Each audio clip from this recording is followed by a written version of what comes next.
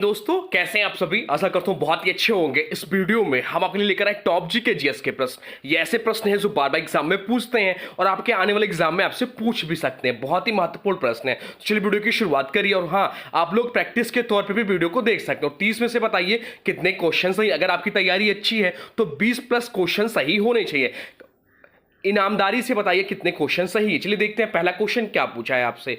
पहला क्वेश्चन पूछा, भारतीय संविधान में पहला संशोधन किस वर्ष किया गया था। भारतीय संविधान में पहला संशोधन किस वर्ष किया गया था, ये आपसे पूछा। चलिए बताइए इसका राइट आंसर क्या हो जाएगा। जिस किसी भी क्वेश्चन का राइट आंसर पता है वीडियो को पॉज करिए, राइट आंसर कमेंट बॉक्स में लिख दीजिए। बताइए इसका राइट आंसर क्या हो जाएगा। राइट आंसर हो जाएगा ऑप्शन बी, 1951 में इस प्रश्न का राइट आंसर हो जाएगा। भारतीय संविधान में पहला संशोधन वर्ष 1951 में किया गया था। 1951 में हुआ प्रथम संविधान संशोधन के द्वारा ही भारतीय संविधान की एक नई अनुसूची जो कि 9वीं अनुसूची को जोड़ा गया। अनुच्छेद 368 की बात में जो इंपॉर्टेंट है आपके एग्जाम के दृष्टि से, तो अनुच्छेद 368 के तहत भारतीय संविधान में संशोधन करने का अधिकार संसद को प्रदान किया गया है। यह ध्यान है कि जो संविधान संशोधन होता है वह अनुच्छेद 368 के तहत होता है। भारतीय संविधान को संविधान सभा द्वारा बनाया गया था। भारतीय संविधान 26 नवंबर 1949 को बनकर तैयार हुआ और भारतीय संविधान 26 जनवरी 1950 को लागू हुआ। तो तैयार हुआ 26 नवंबर 1949 को और लागू हुआ 26 जनवरी 1950 को। अब चलते हैं अगले प्रश्न की ओर, देखते हैं अगला प्रश्न क्या पूछा है आपसे। अगला प्रश्न पूछा है, भारतीय राष्ट्रीय आंदोलन के संदर्भ में सरहदी गांधी के नाम से किसे जाना जाता है। भारतीय राष्ट्रीय आंदोलन के संदर्भ में सरहदी गांधी के नाम से किसे जाना जाता है, यह आपसे पूछा है। चलिए बताइए इसका राइट आंसर क्या हो जाएगा। राइट आंसर जो हो जाएगा वो हो जाएगा ऑप्शन डी, खान अब्दुल गफ्फार खान को। खान अब्दुल गफ्फार खान को भारतीय राष्ट्रीय आंदोलन के संदर्भ में सरहदी गांधी के नाम से खान अब्दुल गफ्फार खान को जाना जाता है। खान अब्दुल गफ्फार खान को सीमांत गांधी या फ्रंटियर गांधी भी कहा जाता है। इन्हें बच्चा खां तथा बादशाह खान के नाम से भी पुकारा जाता है। इन्होंने खुदाई खिदमतगार नामक संगठन की स्थापना की थी। पूछता है एग्जाम में यह प्रश्न कि खुदाई खिदमतगार की नामक संगठन की स्थापना किसने की, तो खान अब्दुल गफ्फार खान ने की थी। भारत सरकार द्वारा 1983 में खान अब्दुल गफ्फार खान को भारत रत्न से सम्मानित किया गया था। ये ऐसे पहले विदेशी व्यक्ति बने जिन्हें भारत रत्न पुरस्कार दिया गया। अब चलते हैं अगले प्रश्न की ओर, देखते हैं अगला प्रश्न क्या पूछा है आपसे। अगला प्रश्न पूछा, भारत के संविधान में कितनी अनुसूचियां हैं। भारत के संविधान में कितनी अनुसूचियां हैं, यह आपसे पूछा। चलिए बताइए इसका राइट आंसर क्या हो जाएगा। सभी को इसका राइट आंसर आना चाहिए। चलिए कमेंट बॉक्स में लिख दीजिए। तो राइट आंसर जो हो जाएगा वो हो जाएगा ऑप्शन सी, 12 अनुसूचियां हैं। राइट आंसर हो जाएगा ऑप्शन सी। भारत के संविधान में 12 अनुसूचियां हैं। मूल संविधान में प्रारंभ में कुल 8 अनुसूचियां थी। पहले संविधान संशोधन द्वारा 9वीं अनुसूची को 1951 के संविधान में जोड़ा गया, जो अभी हम लोग ऊपर पढ़े हैं। 52वां संविधान संशोधन द्वारा 1985 में 10वीं अनुसूची को जोड़ा गया और 73वां संविधान संशोधन द्वारा 1992 में 11वीं अनुसूची संविधान में जोड़ा गया और 74वां संविधान संशोधन द्वारा 1993 में 12वीं अनुसूची को संविधान में जोड़ा गया। अब चलते हैं अगले प्रश्न की ओर, देखते हैं अगला प्रश्न क्या पूछा है आपसे। अगला प्रश्न पूछा, निम्न में से किस देश की राजधानी सैंटियागो है, यह आपसे पूछा है। आप बताइए निम्न में से किस देश की राजधानी सैंटियागो है, यह आपसे पूछे। चलिए बता दीजिए इसका राइट आंसर क्या हो जाएगा। राइट आंसर जो हो जाएगा वो हो जाएगा ऑप्शन बी, चिली। चिली इस प्रश्न का राइट आंसर हो। क्या इसका राइट आंसर पता था? अगर पता था तो यस लिख दीजिए कमेंट बॉक्स में, नहीं पता था तो नो लिख दीजिए। सैंटियागो जो है चिली देश की राजधानी है। बात करें चिली की तो चिली की राजधानी सैंटियागो। सैंटियागो यह देश के मध्य भाग में स्थित है और चिली का सबसे बड़ा शहर भी है। सैंटियागो चिली का राजनीतिक, आर्थिक और सांस्कृतिक केंद्र है। बाकी ऑप्शन दिया अर्जेंटीना, तो अर्जेंटीना की भी राजधानी याद रखिए। अर्जेंटीना की राजधानी है ब्यूनस आयरस। दिया है गुयाना, तो गुयाना की राजधानी क्या है, तो गुयाना की राजधानी जॉर्ज टाउन है। और पेरू की बात करें तो पेरू की राजधानी जो है लीमा है। ये सब भी एक्स्ट्रा ध्यान रखिए। जो भी क्वेश्चन ऑप्शन में दिए रहते हैं वो एग्जाम में पूछे गए रहते हैं, इसलिए ऑप्शन में लिया जाता है। चलते हैं अगले प्रश्न की ओर, देखते हैं अगला प्रश्न क्या पूछा है आपसे। अगला प्रश्न पूछा, एक राष्ट्रपति के रूप में सबसे कम समय तक कार्यकाल निम्न में से किस राष्ट्रपति का था। महत्वपूर्ण प्रश्न है। चलिए बताइए इसका राइट आंसर क्या हो जाएगा। एक राष्ट्रपति के रूप में सबसे कम समय तक कार्यकाल निम्न में से किस राष्ट्रपति का है। चलिए बताइए राइट आंसर क्या हो जाएगा। राइट आंसर हो जाएगा option B, doctor Zakir Hussain इस प्रश्न का राइट आंसर हो जाएगा। डॉक्टर जाकिर हुसैन सबसे कम समय तक राष्ट्रपति रहे। इनका पदभार ग्रहण जो किया था वह 13 मई 1967 को किया था। 1967 को उन्होंने पदभार ग्रहण किया था। और मृत्यु जो हुई थी 3 मई 3 मई 1969 को हुई थी, कार्यकाल में रहते ही दौरान, कार्यकाल के बीच में ही निर्धन हुआ था। इनका कुल कार्यकाल जो रहा 1 वर्ष 11 माह, यानी कि लगभग 2 वर्ष रहा। वह भारत के पहले मुस्लिम राष्ट्रपति भी थे। यह भी ध्यान रखिएगा, पूछ लेता एग्जाम में कि भारत के पहले मुस्लिम राष्ट्रपति कौन थे, तो डॉक्टर जाकिर हुसैन साहब ही थे। उनका कार्यकाल सबसे कम अवधि का रहा, क्योंकि वह कार्यकाल पूरा होने से पहले ही स्वर्गवासी हो गए थे। बाकी ऑप्शन दिया डॉक्टर राजेंद्र प्रसाद, तो डॉक्टर राजेंद्र प्रसाद भी महत्वपूर्ण है। इनका कार्यकाल रहा 1950 से 1962 तक। भारत के पहले राष्ट्रपति सबसे लंबा कार्यकाल जिनका रहा, उसके ऑप्शन में दिया है आर वेंकट रमण। तो आर वेंकट रमण की बात करें तो ये 1987 से 1992 तक भारत के राष्ट्रपति रहे 5 सालों के लिए। और ज्ञानी जैल सिंह जो ऑप्शन में दिया 1982 से 1987 तक 5 साल के लिए ये भी रहे। और वर्तमान समय में जो हमारे देश की राष्ट्रपति हैं वो द्रौपदी मुर्मू जी, ये दूसरी महिला राष्ट्रपति हैं। तो पहली महिला राष्ट्रपति भी ध्यान रखिए, पहली महिला राष्ट्रपति जो है प्रतिभा देवी सिंह पाटिल हैं। ये सब सारे जो एक्स्ट्रा पॉइंट रहते हैं वो आपको ध्यान रखना है। जब चलते हैं अगले प्रश्न की ओर, देखते हैं अगला प्रश्न क्या पूछा है आपसे। अगला प्रश्न पूछा है, हाल ही में भारत के नए मुख्य चुनाव आयुक्त के रूप में किसे नियुक्त किया गया है। हाल ही में भारत के नए मुख्य चुनाव आयुक्त के रूप में किसे नियुक्त किया गया है, ये आपसे पूछा। चलिए बताइए इसका राइट आंसर क्या हो जाएगा। राइट आंसर जो हो जाएगा वो हो जाएगा ऑप्शन सी, ज्ञानेश कुमार। ज्ञानेश कुमार इस प्रश्न का राइट आंसर हो जाएगा। हाल ही में 19 फरवरी 2025 को ज्ञानेश कुमार को भारत के नए मुख्य चुनाव आयुक्त यानी कि चीफ इलेक्शन कमीशन के रूप में नियुक्त किया गया। वह 26वें सीईसी होंगे और राजीव कुमार की जगह लेंगे, जिनका जिनका कार्यकाल 18 फरवरी 2025 को समाप्त हुआ। I am sorry.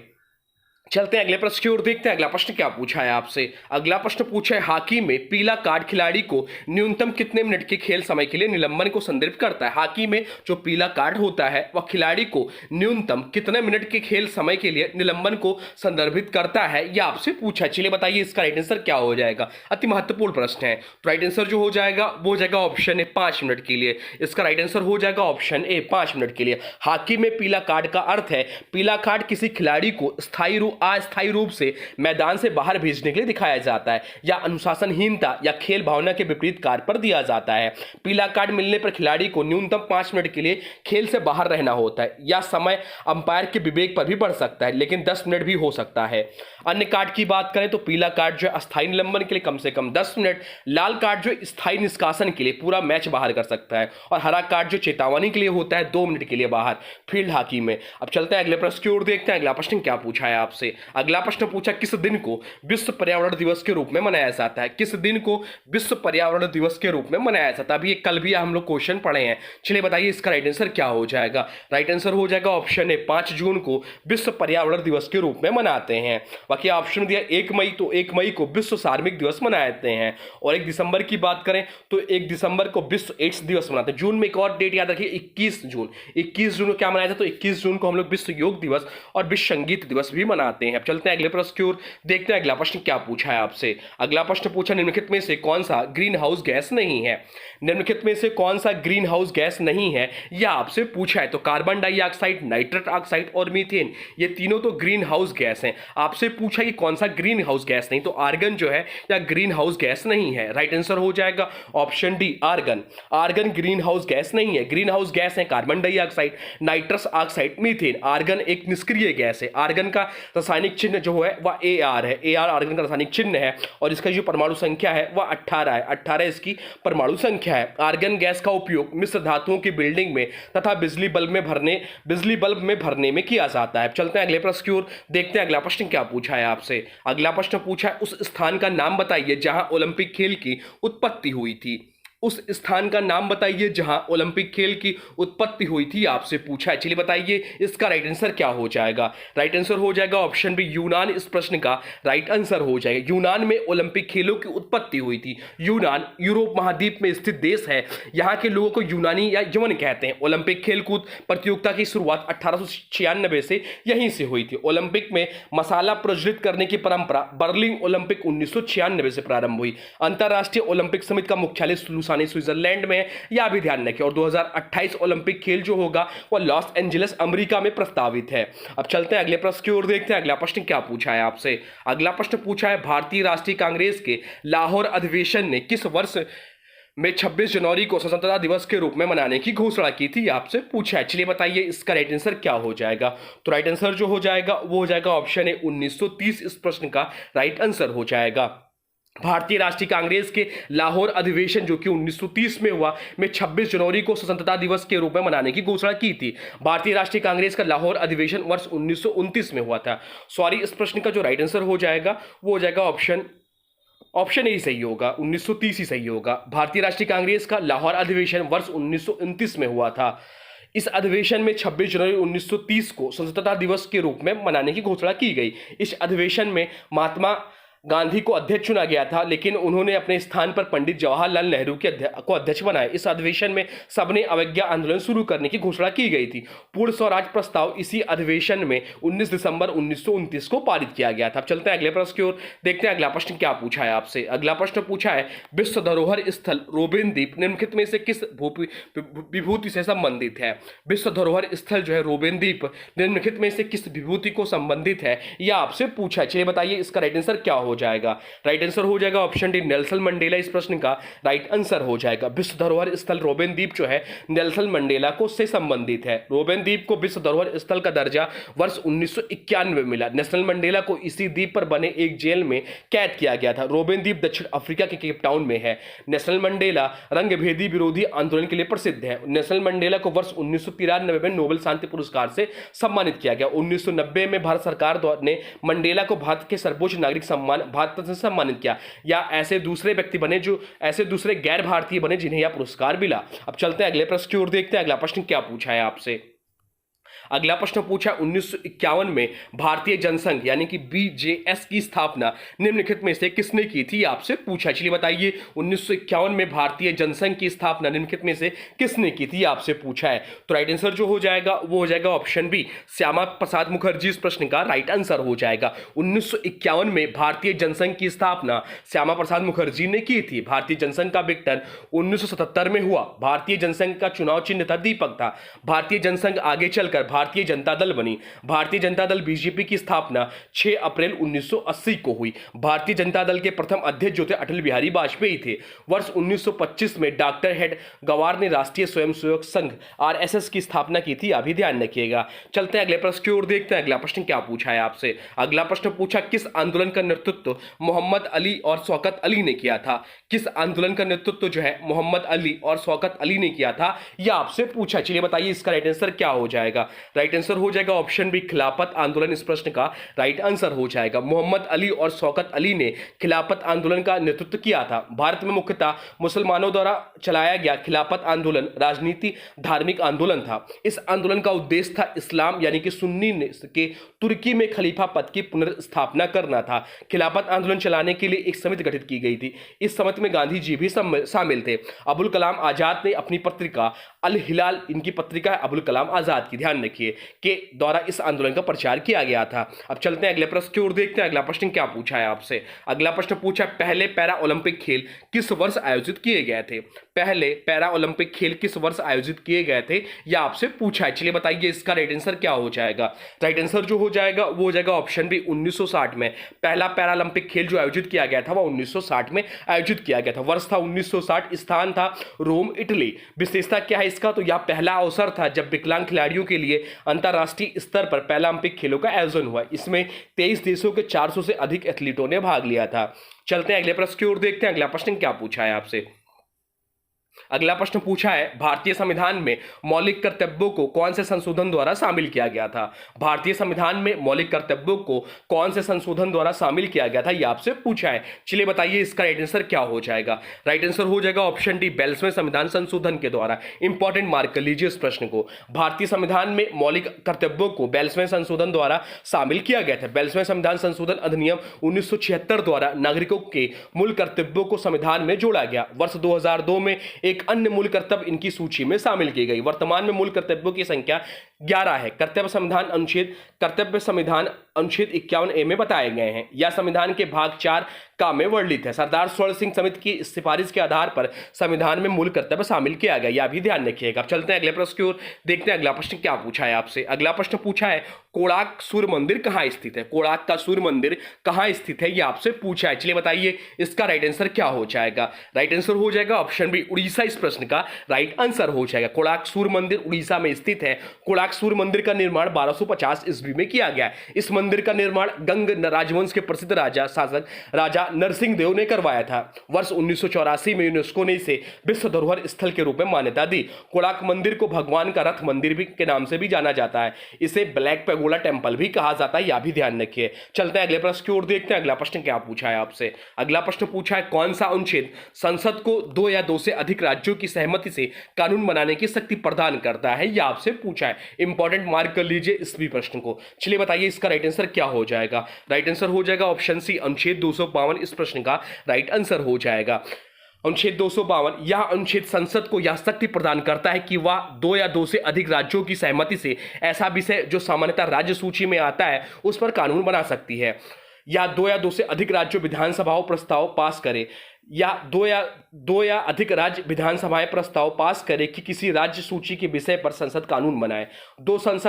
संसद उस विषय पर सभी इच्छुक राज्यों के लिए कानून बना सकती है। अन्य राज्य बाद में उस कानून को अपनाने के लिए अपनी विधानसभाओं में प्रस्ताव पारित कर सकते हैं। उदाहरण के तौर पर code of civil procedure, water prevention and control of pollution act 1974 इसका उदाहरण है। चलते हैं अगले प्रश्न की ओर, देखते हैं अगला प्रश्न क्या पूछा है आपसे। अगला प्रश्न पूछा है, संपत्ति के अधिकार को भारतीय संविधान के किस संशोधन द्वारा मौलिक अधिकारों की सूची से हटा दिया गया। संपत्ति के अधिकार को भारतीय संविधान के किस संशोधन द्वारा मौलिक अधिकारों की सूची से हटा दिया गया था, यह आपसे पूछा है। चलिए बताइए इसका राइट आंसर क्या हो जाएगा। राइट आंसर हो जाएगा ऑप्शन ए, 44वें संविधान संशोधन के द्वारा। या भी इंपॉर्टेंट मार्क कर लीजिए प्रश्न को। संपत्ति के अधिकार को भारतीय संविधान 44वें संशोधन द्वारा मौलिक अधिकारों की सूची से हटा दिया गया। 44वां संविधान संशोधन 1978 द्वारा जनता पार्टी की सरकार ने संपत्ति के अधिकार को मौलिक अधिकारों की सूची से हटा दिया था। वर्तमान में संपत्ति का अधिकार एक कानूनी या वैधानिक अधिकार है। संपत्ति का अधिकार संविधान के अनुच्छेद 300A में उल्लिखित है। संपत्ति के अधिकार के उल्लंघन पर अब नागरिक सीधे उच्चतम न्यायालय नहीं जा सकता है। पूर्व में संपत्ति का अधिकार अनुच्छेद 31 में था, जो अब निरसित है। चलते हैं अगले प्रश्न की ओर, देखते हैं अगला प्रश्न क्या पूछा है आपसे। अगला प्रश्न पूछा है, सच्चिदानंद सिन्हा के स्थान पर भारत की संविधान सभा का अध्यक्ष कौन बना। सच्चिदानंद सिन्हा के स्थान पर भारत की संविधान सभा का अध्यक्ष कौन बना, यह आपसे पूछा है। चलिए बताइए इसका राइट आंसर क्या हो जाएगा। राइट आंसर हो जाएगा option D, doctor Rajendra Prasad इस प्रश्न का राइट आंसर हो जाएगा। सच्चिदानंद सिन्हा के स्थान पर भारत की संविधान सभा का अध्यक्ष डॉक्टर राजेंद्र प्रसाद बने। 9 दिसंबर 1946 को संविधान सभा की पहली बैठक हुई। पहली बैठक में अस्थायी अध्यक्ष सच्चिदानंद सिन्हा चुने गए। 11 दिसंबर 1946 को संविधान सभा का स्थायी अध्यक्ष चुना गया। H.C. मुखर्जी इस संविधान सभा के उपाध्यक्ष बने। B.N. राव को संविधान सभा का संवैधानिक सलाहकार नियुक्त किया गया। चलते हैं अब अगले प्रश्न की ओर, देखते हैं अगला प्रश्न क्या पूछा है आपसे। अगला प्रश्न पूछा है, रोलिंग योजना को किस 2 पंचवर्षीय योजनाओं के बीच लागू किया गया था। रोलिंग योजना को किन 2 पंचवर्षीय योजनाओं के बीच लागू किया गया था, यह आपसे पूछा। चलिए बताइए इसका राइट आंसर क्या हो जाएगा। देखते हैं आपका राइट आंसर कमेंट बॉक्स में आता है कि नहीं। राइट आंसर हो जाएगा ऑप्शन डी, 5वीं और 6ठी पंचवर्षीय योजना के बीच में। रोलिंग योजना की अवधारणा भारत में 1978 में लागू की गई थी। यह योजना एक निश्चित अवधि के बाद स्थिर की बजाय पंचवर्षीय योजना के बजाय हर वर्ष अपडेट होने वाली योजना थी। इसमें लघु अवधि 1 वर्ष, मध्यम अवधि 3-4 वर्ष और दीर्घ अवधि 5 से 10 वर्ष की योजना एक साथ चलती थी। कब लागू हुई तो 5वीं योजना 1974 से 1979 के मध्यावधि में समाप्त कर दिया गया। इसके बाद 1978 से 1980 तक रोलिंग योजना लागू की गई। फिर 1980 में जब कांग्रेस सरकार पुनः सत्ता में आई तो 6ठी योजना यानी कि 1980 से 1985 शुरू की गई। तो इसलिए इस प्रश्न का राइट आंसर हो जाएगा ऑप्शन डी, 5वीं और 6ठी पंचवर्षीय योजना के बीच में रोलिंग योजनाओं को लागू किया गया। अब चलते हैं अगले प्रश्न की ओर, देखते हैं अगला प्रश्न क्या पूछा है आपसे। अगला प्रश्न पूछा है, 18वीं लोकसभा चुनाव 2024 में कितनी महिला सांसद चुनी गई थी। 18वीं लोकसभा चुनाव 2024 में कितनी महिला सांसद चुनी गई वह आपसे पूछा है। वर्तमान समय में जो हमारी लोकसभा चल रही है 18वीं लोकसभा है। इसके अध्यक्ष जो है वो ओम बिरला साहब हैं। अब बताइए आपसे कि वो 18वीं लोकसभा चुनाव 2024 में कितनी महिला सांसद चुनी गई हैं, यह आपसे पूछा। चलिए बताइए इसका राइट आंसर क्या हो जाएगा। राइट आंसर जो हो जाएगा वो हो जाएगा ऑप्शन बी, 74 इस प्रश्न का राइट आंसर हो जाएगा। 18वीं लोकसभा 2024 में कुल 543 सीटों में से 74 महिला सांसद चुनी गई, जो लगभग 13.6% प्रतिनिधित्व बनता है। यह संख्या 17वीं लोकसभा 2019 की तुलना में थोड़ी घट कर रही। 17वीं लोकसभा में जो चुन के आई थी वो 78 महिला चुनकर आई थी, यह भी ध्यान रखिएगा। और वर्तमान समय में जो उसके अध्यक्ष हैं 18वीं लोकसभा के, वो ओम बिरला साहब हैं। चलते हैं अगले प्रश्न की ओर, देखते हैं अगला प्रश्न क्या पूछा है आपसे। अगला प्रश्न पूछा, भारत में सर्वोच्च शांति काल वीरता पुरस्कार कौन सा है? भारत में सर्वोच्च शांति काल वीरता पुरस्कार कौन सा है, यह आपसे पूछा है। चलिए बताइए इसका राइट आंसर क्या हो जाएगा। राइट आंसर हो जाएगा ऑप्शन सी, अशोक चक्र इस प्रश्न का राइट आंसर हो जाएगा। भारत में सर्वोच्च शांति काल वीरता पुरस्कार अशोक चक्र है। अशोक चक्र 26 जनवरी 1952 से दिया जा रहा है। इस पुरस्कार की स्थापना 4 जनवरी 1952 को की गई थी। अशोक चक्र भारत के राष्ट्रपति द्वारा प्रदान किया जाता है। पहला अशोक चक्र नर बहादुर थापा को दिया गया था। यह भी पॉइंट ध्यान रखिए, एग्जाम में पूछ सकता है। चलते हैं अगले प्रश्न की ओर, देखते हैं अगला प्रश्न क्या पूछा है आपसे। अगला प्रश्न पूछा, निम्न में से किस दिन हर वर्ष विश्व खाद्य दिवस मनाया जाता है? निम्न में से किस दिन हर वर्ष विश्व खाद्य दिवस मनाया जाता है, यह आपसे पूछा है। चलिए बताइए इसका राइट आंसर क्या हो जाएगा। राइट आंसर जो हो जाएगा, राइट आंसर कमेंट बॉक्स में लिख दीजिए, यह प्रश्न तो आपको आना चाहिए। चलिए बताइए, राइट आंसर हो जाएगा ऑप्शन बी, 16 अक्टूबर इस प्रश्न का राइट आंसर हो जाएगा। 16 अक्टूबर को हर वर्ष विश्व खाद्य दिवस के रूप में मनाते हैं। उद्देश्य क्या है इसको मनाने का? तो दुनिया भर में भोजन की आवश्यकता, भुखमरी मिटाने और खाद्य सुरक्षा को बढ़ावा देना है। मूल आयोजन संस्था जो FAO यानी कि फूड एंड एग्रीकल्चर ऑर्गेनाइजेशन, संयुक्त राष्ट्र की एक एजेंसी है। यह प्रथम आयोजन जो हुआ था वर्ष 1981 में हुआ था। यह दिवस FAO की स्थापना की वर्षगांठ कब हुआ था? FAO की स्थापना कब हुआ था? तो 16 अक्टूबर 1945 को हुआ था। कब हुआ था? तो 16 अक्टूबर 1945 के उपलक्ष्य में मनाया जाता है। बाकी ऑप्शन में दिया 8 अक्टूबर, तो 8 अक्टूबर को भारतीय वायुसेना दिवस मनाया जाता है। 24 अक्टूबर की बात करें तो 24 अक्टूबर भी इंपॉर्टेंट है, संयुक्त राष्ट्र दिवस मनाया जाता है। और 31 अक्टूबर को तो बहुत ज़्यादा महत्वपूर्ण, जो अभी एग्जाम में पूछ रहा है, 31 अक्टूबर जो है राष्ट्रीय एकता दिवस मनाया जाता है सरदार पटेल की जयंती पर। चलते हैं अगले प्रश्न की ओर, देखते हैं अगला प्रश्न क्या पूछा है आपसे। अगला प्रश्न पूछा, भारत की GDP की गणना कौन सी संस्था जिम्मेदार है? भारत की GDP की गणना के लिए कौन सी संस्था जिम्मेदार है, यह आपसे पूछा। चलिए बताइए इसका राइट आंसर क्या हो जाएगा। राइट आंसर हो जाएगा ऑप्शन बी, केंद्रीय सांख्यिकी कार्यालय इस प्रश्न का राइट आंसर हो जाएगा। भारत की GDP की गणना के लिए केंद्रीय सांख्यिकी कार्यालय जिम्मेदार है। केंद्रीय सांख्यिकी कार्यालय की स्थापना 2 मई 1961 को की गई थी। इसका मुख्यालय नई दिल्ली में है। वित्त आयोग की बात करें तो एक संवैधानिक संस्था है जो ऑप्शन में दिया है, और इसका गठन संविधान के अनुच्छेद 280 के तहत किया गया है। यह भी ध्यान रखिए, वित्त आयोग एक संवैधानिक संस्था है और इसका गठन संविधान के अनुच्छेद 280 के तहत किया गया, पूछता है एग्जाम में। चलते हैं अगले प्रश्न की ओर, देखते हैं अगला प्रश्न क्या पूछा है आपसे। अगला प्रश्न पूछा है, भारत की रियासतों के एकीकरण में किसका निर्णायक भूमिका निभाई थी?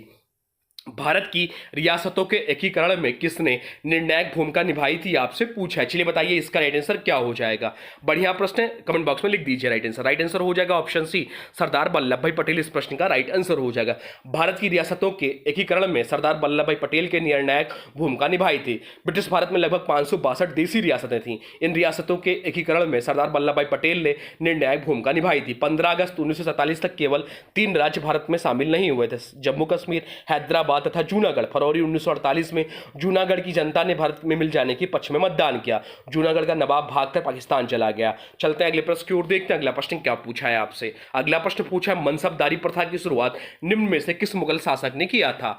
मनसबदारी प्रथा की शुरुआत निम्न में से किस मुगल शासक ने किया था, यह आपसे पूछा है। चलिए बताइए इसका राइट आंसर क्या हो जाएगा। राइट आंसर हो जाएगा ऑप्शन सी, अकबर इस प्रश्न का राइट आंसर हो जाएगा।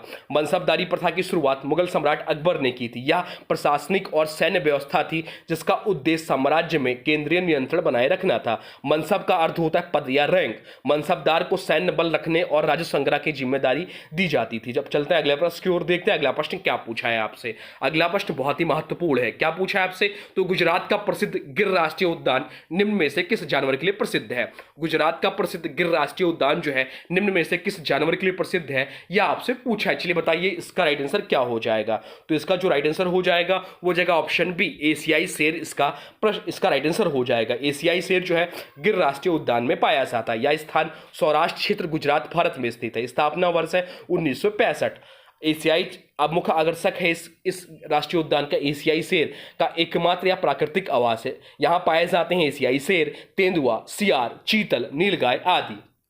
एशियाई शेर केवल गिर जंगलों में ही पाए जाते हैं, जो इन्हें अत्यंत दुर्लभ बनाता है। या लुप्त प्राय प्रजाति घोषित किया गया है। अन्य ऑप्शनों की बात करें तो एक सींग वाला गैंडा जो है या काजीरंगा राष्ट्रीय उद्यान असम में पाया जाता है। उड़ने वाली गिलहरी की बात करें तो भारतीय पूर्वोत्तर भागों व हिमालय में है। और लाल पांडा की बात करें तो मुख्यतः सिक्किम और अरुणाचल प्रदेश में मिलता है। चलते हैं अगले प्रश्न की ओर, देखते हैं अगला प्रश्न क्या पूछा है आपसे। अगला प्रश्न पूछा सोनपुर मेला जो एशिया का सबसे बड़ा पशु मेला है किस राज्य में आयोजित किया जाता है। सोनपुर मेला जो एशिया का सबसे बड़ा पशु मेला है किस राज्य में आयोजित किया जाता है, ये आपसे पूछा है। चलिए बताइए इसका राइट आंसर क्या हो जाएगा। राइट आंसर हो जाएगा ऑप्शन बी बिहार। बिहार इस प्रश्न का राइट आंसर हो जाएगा। सोनपुर मेला के बारे में बताएं तो यह सोनपुर सारण जिला बिहार में मनाया जाता है। नदी तट है, गंगा और गंडक नदियों के संगम पर स्थित हो। विशेषता क्या है इसकी, तो एशिया का सबसे बड़ा पशु मेला माना जाता है। यहाँ हाथी, घोड़े, बैल, ऊंट, पक्षी आदि की खरीद बिक्री होती है। बाकी बिहार की बात करें तो राजधानी है पटना, स्थापना दिवस है 22 मार्च 1912 को। कुल जिले हैं 38, लोकसभा की सीटें हैं 40, राज्यसभा की सीटें 16 और विधानसभा की सीटें हैं 243। अभी हाल ही में यहाँ चुनाव भी होना है। चलते हैं अगले प्रश्न की ओर जो कि आज का अंतिम प्रश्न है। देखते हैं क्या पूछा है आपसे। आज का अंतिम प्रश्न है दुनिया की मजदूर एकजुट हो जाओ यह नारा किससे संबंधित है। दुनिया के मजदूर एकजुट हो यह नारा किससे संबंधित है, यह आपसे पूछा है। चलिए बताइए इसका राइट आंसर क्या हो जाएगा। राइट आंसर हो जाएगा ऑप्शन बी रूसी क्रांति से संबंधित है। दुनिया की मजदूर एकजुट हो का नारा रूसी क्रांति से संबंधित है। कार्ल मार्क्स के द्वारा राइनी समाचार पत्र का संपादन किया गया। कार्ल मार्क्स ने कहा था दुनिया के मजदूर एक हो जाओ, तुम्हें खोना कुछ नहीं है सिवाय अपनी गुलामी की जंजीरों के और पाने को तुम्हारे सामने संसार पड़ा है। रूसी क्रांति 1917 में शुरू हुआ था। बाकी ऑप्शन दिया अमेरिकी क्रांति, तो अमेरिकी क्रांति की शुरुआत 1773 से 1783 तक हुई थी। फ्रांसीसी क्रांति की शुरुआत 1789 ईस्वी में हुई थी। तो ये रहे टॉप 30 जीके जीएस के प्रश्न जो आपके आने वाले एग्जाम के लिए बहुत ही महत्वपूर्ण है। जो भी क्वेश्चन आपसे नहीं हो रहे तो उन्हें कॉपी पेन में नोट कर लीजिए और एक दो बार रिवीजन करिए। आगे आपके ये क्वेश्चन गलत ना हो ऐसी तैयारी करिए। अब आज के वीडियो से प्रश्न है, इसका राइट आंसर आप लोगों को कमेंट बॉक्स में लिखना है। आज के वीडियो से प्रश्न है हाल ही में भारत के नए मुख्य चुनाव आयुक्त के रूप में किसे नियुक्त किया गया है। हाल ही में भारत के नए मुख्य चुनाव आयुक्त के रूप में किसे नियुक्त किया गया है, या आज के वीडियो से प्रश्न है। इसका राइट आंसर आप लोगों को कमेंट बॉक्स में बताना है। और लास्ट में बताइए 30 में से आपके कितने क्वेश्चन आएंगे। कोई सुझाव है या कोई प्रश्न पूछना है तो अभी आप कमेंट बॉक्स में लिख दीजिए, आपका रिप्लाई जरूर किया जाएगा। चलिए मिलते हैं नए वीडियो में, तब तक के लिए thanks for watching railway exam target. और हाँ देखिए अभी तक आपने वीडियो को लाइक नहीं किया तो प्लीज वीडियो को लाइक कर दीजिए, वीडियो किसी स्टडी ग्रुप में शेयर कर दीजिए और चैनल पर नए चैनल को सब्सक्राइब कर लीजिए।